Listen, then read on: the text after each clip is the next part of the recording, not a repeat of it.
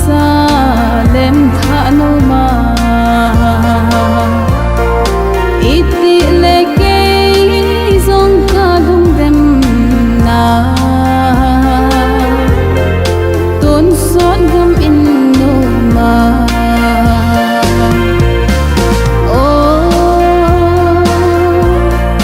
kangai ki hen lo na van in no ma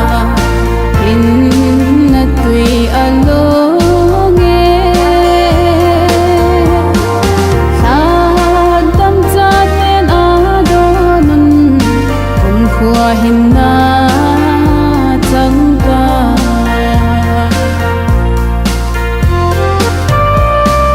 kel moi te le na mun lo pi ngai sin ni tin nin ka ma ve ol ha gau the ngong len han lang na gamma nei pui lu nin o kangai ki hen lo na ban in no ma in na tui along e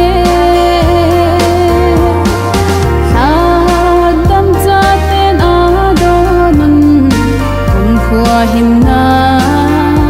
chang ka